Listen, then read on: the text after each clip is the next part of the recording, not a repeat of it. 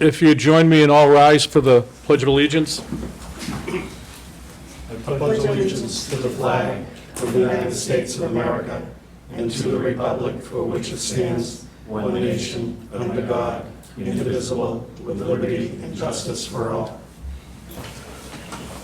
Thank you. First item on the agenda is approval of the June 23rd minutes. Motion to approve the minutes from somebody? Make a motion? Second? I'll second. All those in favor? I'll vote, I wasn't here, but by virtue of the fact that you're attesting that it's a true and correct copy, I'll vote yes. Thank you. That was unanimous.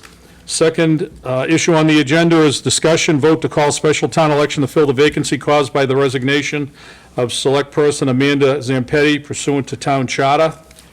Mr. Chairman, I'll move we have a special election to fill the vacancy caused by the resignation of Amanda Zampetti for Saturday, November 15th.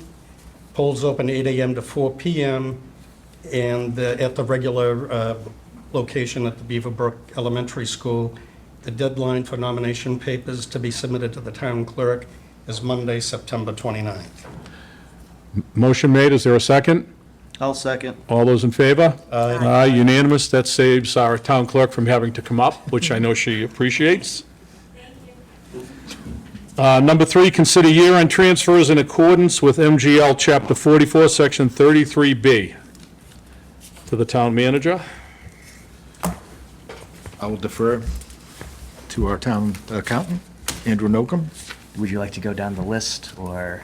No, I think basically, Andrew, we have before us the year-end transfers amounting from the respective accounts that are in front of you for $909,600 and the washout for the accounts, $909,600 with the remaining snow and ice deficit of $430,090. That'll be raised on the recap, of which I've asked if there's funding available in terms of extra revenue that have come in from building permit fees, which I've been told that it is. The only comment I want to make, on this particular list was one particular department that I was, quite frankly, not happy with. I had gone away, and when I came back, just prior to me going away, I had looked at the monthly reports and saw it was trending in a very hefty negative position. Since that point, we've met with the department head and the staff, as well as the finance and town manager. I'm satisfied that mechanisms are in place now that will abate any potential issues in the current fiscal year that we're in. But for the record, I would like that, my comments on the record for the purposes of when the audit comes in. First thing the auditors are going to do is probably hone in on that and want to know what we did in terms of the board for oversight. And I want it explicitly understood that we had a meeting, that we required explanation, and that we're satisfied that the program is in place to abate that. And with that said, I will move approval of the year-end transfers as delineated that's allowed under Chapter 44, Section 33B. Motion made. Is there a second? A second. All those in favor? Aye. Vote unanimous. Also, just to add on to that, Kevin, I think we have discussed that for our September, November, and January meetings, we're having the department heads up to give us a budget update ongoing. Yes, I guess I can make that motion now. One of the things that I'd like coming up for beginning in September is I want to see how they're trending. And two things. One, I want a report from the treasurer in terms of how are the reconciliations going, number one. Because last year we lost track of that, and the reconciliations were lagging by the time we went to get free cash certified. This year, as you're going to see when we talk about the next agenda item, it's going to be very important and paramount that we have the accounts reconciled and be ready to submit the free cash figure for certification in a timely manner, and that's what I'm concerned with.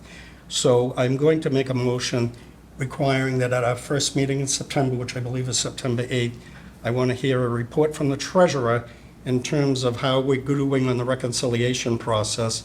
Additionally, I want to see how the trend is going for any particular department. If the trend for the first quarter seems to be above where it should be, I would like the department head up here to explain why. Now, I'm going to caveat that and say, in the first quarter of a fiscal year, sometimes what happens is you have one bill that it's cheaper to pay the bill for the entire year. So if you have a service agreement and they give you a break if you make it in one fell swoop, I'm not concerned about that. I'm concerned specifically on overtime or anything else that is trending above and beyond the norm, so that we can, get a handle on it and we're not in the same situation where we found ourselves in this year. So that's going to be my motion in terms of the finance aspect of it. Motion made. Is there a second? I'll second. All those in favor? Aye. Vote is unanimous. Next agenda item is consider and vote on policy directive relating to town hall staffing for fiscal year '26. Kevin? If you remember, back in March, well, actually, we've been talking about this for quite some time. In March, we had taken a vote and directed the town manager to report back to us at our September 8th meeting as to how we can look at restructuring town hall in terms of the services we provide. And the problem, and let me just begin with this, the problem is going to be, and it's no secret, we've said this for the last 2 fiscal years. The last 2 fiscal years, we've been able to come out of kind of cobble the budget together without an issue. And the town manager reported at town meeting that we had to use one-time revenues. This fiscal year, I had asked, and we had a meeting yesterday, for the finance director to give us a snapshot in time where we stand today. Today's July 10th, fiscal year started July 1st. As we sit here today, on the basis of looking at the trends that the departments requested last year, looking at our revenues, taking into consideration that the state revenues are not where they should be at this point in time, that we would have to look at level-funded state aid. That being said, the last couple of fiscal years, just on state aid alone, since we've had 2.2% and 1.6%, which is basically flatlined. Unless the Commonwealth comes up with an additional state aid, we're going to find ourselves in a very precarious position as we did last year. Last year, we were fortunate that we had free cash certified at $4 million. Looking and discussing this with the town manager and the finance director yesterday, it doesn't appear that we're going to be anywhere near that figure. So as we sit here today, the deficit that we're looking at for FY27, which is a year from July 1st, will be $7.7 million. That iteration is going to go through 89 different, variations before we come to the final of it, but it's going to tie into what the motion I'm going to make. We said last year that we have to be vigilant in moving forward, and so that we're not dropping this on the people at the last minute. I indicated at a prior one of our meetings that as far as I'm concerned, and I'll be advocating to put the warrant together for, we bumped town meeting up another month to give the finance committee enough time to be able to go through the figures. What we are hoping to do then is to have a warrant structured that will be, and give the people a chance to determine how they want to spend their money. In my view, it will be whatever monies we have, we craft a budget with that, and then have subject to a override on the particular departments. And then, again, we'll talk about this, but my view would be to have a special town election a week or 2 weeks after town meeting by department, so that the people will have an opportunity to vote by department how they want to spend their money. And I think that's important. It's incumbent upon us, and we'd be derelict in our duty if we did not do this, is to give the people the chance and the opportunity to decide, based on their own pocketbook, what they feel, what services they feel as though they can afford. There are a lot of people on fixed incomes, myself being one of them, that they would like, the overall services, but they may not be able to afford it, and there is nothing wrong with that. They should have the opportunity to determine how they would like to spend it. I am not in favor of a one size, everybody in it together type override that has been done in the past. Over the course of my career, this will be my third time, not in Abington, well, Abington and other communities I've served as town administrator in, that we've gone through this, and it is not a pretty process. It's very messy, to be honest with you. In one particular year, when I was in Kingston, I developed a warrant so that we did just that, is that we had a menu approach, and it was very successful. I would propose the same thing here. Understanding when I say it's 7.7 million in deficit as we speak, that's the first go-around. We're going to have to look at what is level service, what is level funded, and what the final figures are, which we won't know until the governor files her budget in January. But we've got to begin the process. And the process, is going to take a lot of work and a lot of time, but I think that's my idea. I think by March of next year, we'll be in a position, hopefully, maybe February or March, to make a determination if we want to call for a special election in concert with town meeting.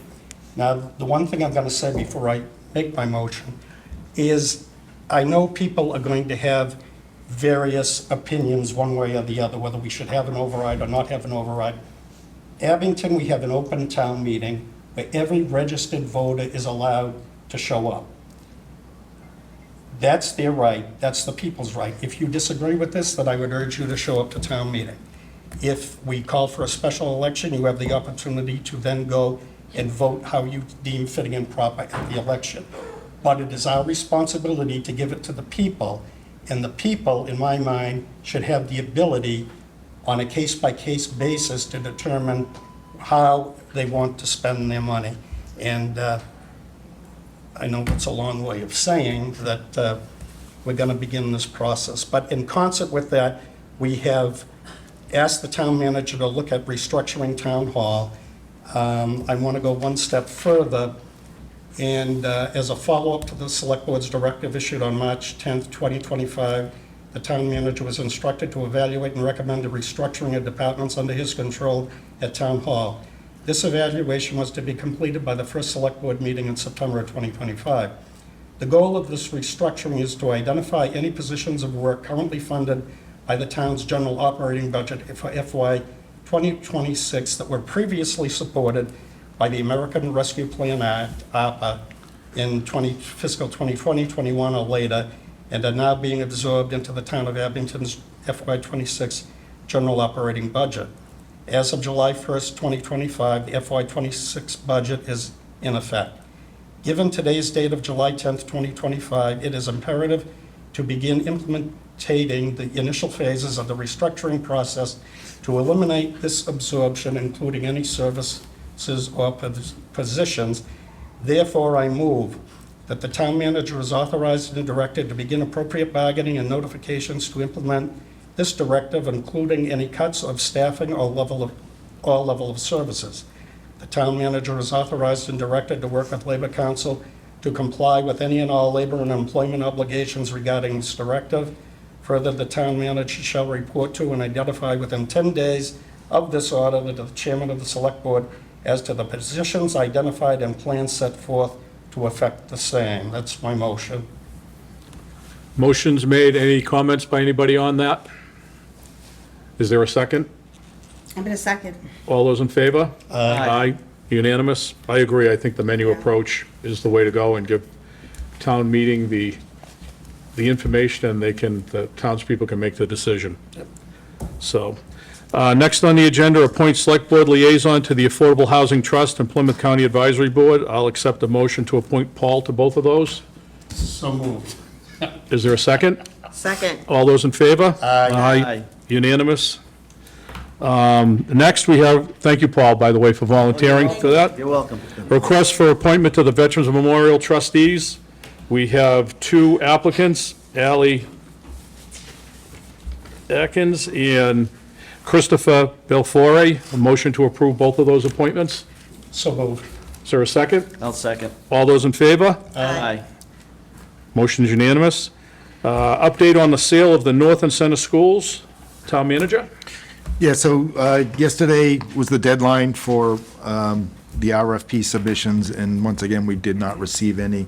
We had some early on initial interest, but, and really, it faded pretty quickly. So, you know, I think that now might be a time to come up with a better plan. Well, I have a better plan. So my idea is that we have town council go before the boards and get the schools approved. We have a 16-unit plan that was developed with a, was it a grant or whatever? I don't know how we did it, but, Yeah, I think we used some grant money, and we had some money from the Affordable Housing yeah, which has Trust. been sitting around for 3, 4, or 5 years, longer now, I Been a think. while. So my idea would be to have town council go to zoning, conservation, water, sewer, and get those two plans approved for the schools, and then we put them out to bid again, which I think will make them more attractive. We've been, what, 4 times? 3 times. 3 times we've been out to Yeah. bid with 0 response. We've got to get those buildings back on the tax roll. We can't afford to keep them, we can't afford to develop them, We can't afford to take it down. and we can't afford to take them down. So I'd like to, I'll step out and make that as a motion. Second. All those in favor? Let me just give, anybody have any comments? Sure.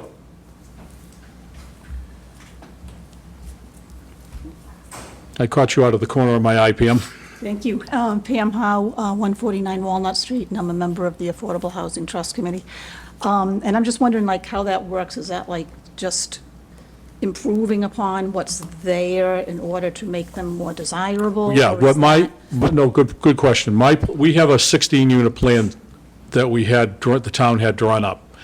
So my plan would be the town council takes it to the boards, all the boards except for planning, gets it approved, and then we remarket the property through an RFP with those approvals in place, which will make it much more desirable for a developer to bid on it. Does that include the Affordable Housing Trust Committee also? Because we did a lot of work in terms of making that an affordable units. I'll be honest, my plan at this point isn't for it to have an affordable component as a restriction. We've put it out 3 times with the affordable component, and we have no one that's bid, and we've met our 10% affordability for the state. Okay. So that's why my suggestion is to do it as market rate. My goal, since I've been on the board, is to move some of these properties that are sitting around town. We need to get the tax dollars. It's the only way we're going to get growth, other than taxing the hell out of all of us. So I think we've done our due diligence 3 times with an affordable component and drawn 0 response. So that's the position I'm taking. Now, I'm wondering, because I've been on the Surplus School Committee and now the Affordable Housing Trust Committee, there's certain things that we did, and there's, investments that we made to have consultants in, surveys done. Will those still be taken into account in terms of, what can be done with the properties? Like, if you're going to take the affordable end of it out, is it going to be still? Well, I think one thing to consider, the affordable part of that is definitely a big reason why we weren't getting any interest, because it forced them to, the only way to permit it would be through Chapter 40B.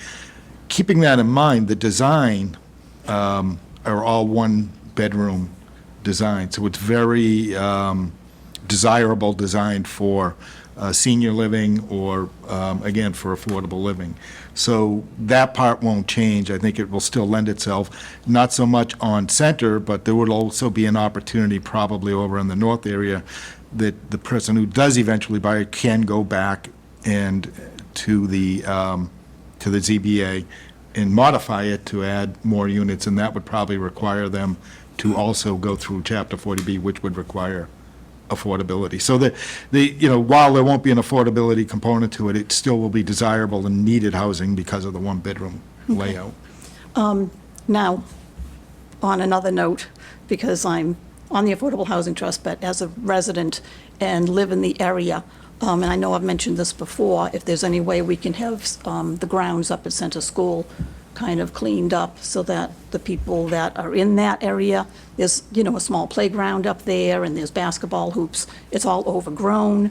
The fence has fallen down from when they did construction on the road, that the construction company, ruined the fence. I mean, is there any way that we can just get some of that presentable so that people that are, riding their bikes and walking their dogs and, people go up there with, their kids in carriages and it's just unusable and it still is town property and it still is a playground. I mean, is there any way we can get that cleaned up? I'll be honest with you, I don't want anybody up there.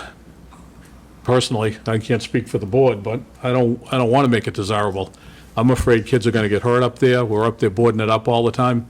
If they weren't in the school, I'll be though, honest, if there's a threat, then we'll have the DPW, directly go up and do it, but I don't want to open the parks back up. We don't have the money, A, but B, we have two buildings that are the huge liabilities to the town. One of them we're using as the DPW temporarily. The other one, I don't want people hanging around up Center School. I don't want anybody up there. Actually, I think we should block the roads off myself to drive the accesses in. So I don't know if anybody on the board has anything to say about that. I think the fire department probably, The fire department. The fire department. The they fire might be here, department. they might be upset if we do that. Well, I just mentioned it because I see people up there all the time and it is still, Yeah, No, I we've had I an issue with understand. Kids breaking into the building all the time, and, I know they've changed locks, they've boarded it up, we're trying not to have the kids in there because it is a liability to the town. With that being said, I agree, I don't want anybody up there. I mean, it's just not a safe area, it's very secluded up there, and the kids keep on breaking into the building. yeah. So- Well, I haven't seen so much, but I Yeah. just see the people in the neighborhood that go up with their kids and, Mm-hmm. there are swings and there is a little playground thing. And if it was just, cleaned up, I mean, I'm not asking for a makeover, but if they Yeah. can just cut the No. bushes down and cut the, they mow the lawns up there, they do that, but I don't know why they couldn't just go around the area to, just make it so that people could walk around it. I mean, the pavement is okay, but I was more or less in the back section where the swings are, No, we appreciate your comments. Thanks, Pam. Thank you. We have a motion and a second on the floor for game plan for North and Center School. All those in favor? Aye.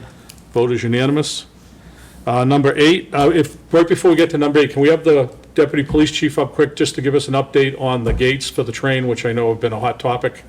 Thank you to the fire department for hanging in for another second. Yeah, thank you. I will promise I Every won't take Pascal? a minute unless the chief wants to be delayed a little bit longer. Thank you very much. For letting you up before. No, not at all. Chief Klein, Yesterday, we did have some challenges with the MBTA commuter rail through the town of Abington. The previous night, obviously, everyone was aware that there was a pretty significant storm that took place in the area. Thus, a lightning strike in the area of Wells Street impacted the commuter rail's electronics, which then caused a response by Keolis out. They temporarily put a solution in, however, that solution did not maintain. And then yesterday, as folks are aware, we had a challenge with the crossing gates at all of our town crossing gates, where the gates came down and were stuck in a downward position, which then caused a significant traffic delay. Our agency responded, as well as MBTA police responded. Keolis responded, and subsequently was able to, again, put another quick fix in to get the gates lifted. However, in the interim of that time, the plan was where the MBTA was going to put a stop and protect order on all the gates, where that means the conductor would get off the commuter rails and then safely walk the train across each of the crossings. That was temporarily done. However, Keolis did some more work, was able to get the gates functioning. There was work that was planned last night after midnight, after the last train, so there would be no impacts to commuter rails or vehicular traffic. And as of this morning, we've had no complaints of any issues with that, and we're closely monitoring it. Good. And that was from a lightning strike, I'm told? That's what I was informed by Keolis. Okay, great. Did that happen in any other town, just Abington? Just as all we know is it was in Abington as of what. Just out of curiosity. Yeah, it just seemed to be fitting. Curious. Yeah, well, that's what I'm saying. Thank you, Deb, for the update. Thank you. Next on the agenda, we have the Fire Chief Glenn coming up with some great news that is the best part of our job here as selectmen. Chief Glenn? Thank you for the time. I know you guys are busy. And you're right, this is the best part of the job. Before we get into it, I wanted to update you on a couple of things pretty cool that happened recently. So everybody's heard of like the Journal of New England Medicine, big studies. We're the medical capital of the world. They also had the Journal of Neurological Medicine. We were one of a handful of departments that were named in a study recently on our stroke care. We work with our medical director, Dr. Muse, over in Brockton, and what they elaborated on was the rapid assessment system we use and the ability to make that decision based on time frame, someone's age, their history, how long the event's been happening, to make the decision to bypass a local hospital, go directly to TUPS. They specialize in it and have people in there and into surgery quickly. So that's quite an accomplishment. He sent it to us the other day, to Justin Silver, our EMS coordinator, to be named in such a prestigious journal for our medical care. It's kudos to everybody behind me and all those that weren't able to make it today because of vacations or whatever. So I wanted to make sure to point out that, again, I tell it to everybody all the time, the Abington residents are getting the very best medical care in the area by far. Also, I wanted to touch base on the incident we had yesterday. So 412 Summer Street, where they're building the apartment complex, 5 stories. We had a construction accident. Construction worker, he's literally lucky to be alive. There was an accident they had where a bundle of lumber fell on the 5th floor. He's got non-life-threatening injuries. It could have been disastrous. Our team worked well. They were calm. We ended up extricating him from the 5th floor by our tower truck, had him down, got him directly to a level 1 trauma center in Boston quickly. One of the things of note that I wanted to mention, though, was we used an ultrasound tool that we were able to get through a grant that was afforded to us. Not any other department, I think, in the area has them, but it's used as a quick assessment tool for us so that it gives us an idea as part of our quick assessment on any type of internal bleeding. It gives us a heads up going to a trauma center. So the guys had him down, had him packaged up, quick assessment, went into Boston Medical Center quickly.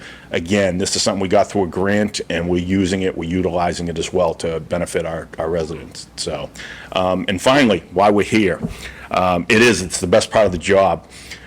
So we've been advertising for an opening we had an open shift, and obviously that costs us in a variety of ways.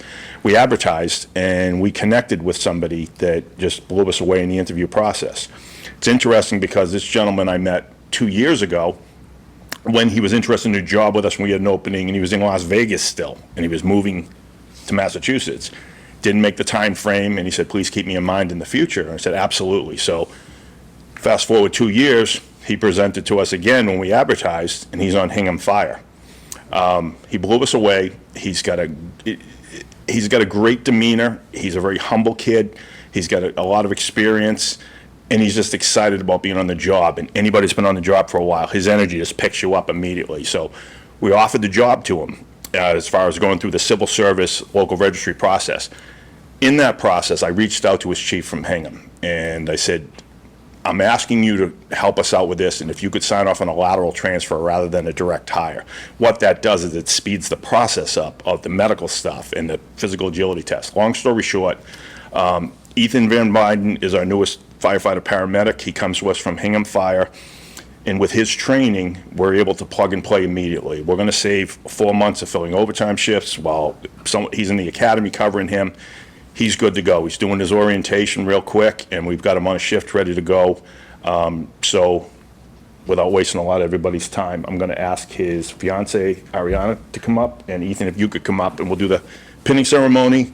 Town Clerk Leanne Adams is going to do his swearing in as well, and State Representative Sullivan Almeida became ill this morning, but she wanted to send her best and said she will catch up with you shortly. All right, so You did good. You practiced before. You did excellent.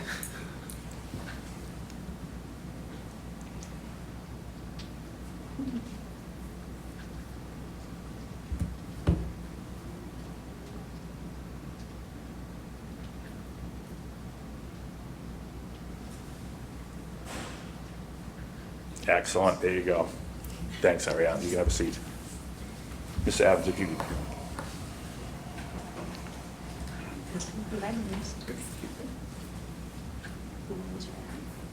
I state your name. I, Ethan Van Meiden, Do solemnly swear do solemnly swear that I will support and defend that I will support and defend the Constitution of the United States, the Constitution of the United States, the Constitution and general laws the Constitution and general of laws the Commonwealth of Massachusetts, of the Commonwealth of Massachusetts, the Charter and bylaws the Charter and bylaws of the Town of Abington, the Town of Abington, and to the best of my ability, and to the best of my ability, discharge the duties discharge the duties of the office to which of the office to which I have been appointed. I have been appointed. Congratulations. Thank you. You're very welcome.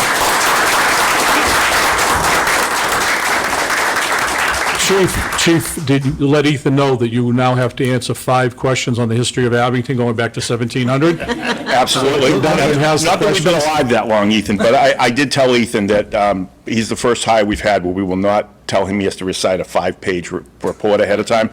But I asked him if he wanted to speak, by all means, so you have it, sir. I just want to say thank you to the board, thank you to the department, thank you to Chief Glenn for all your help and my family and all the love and support they've given me through the last couple of years. And I'm very excited to be an Abington firefighter, as Chief Glenn said. So thank you so much. I really appreciate it. Thank you. Very good.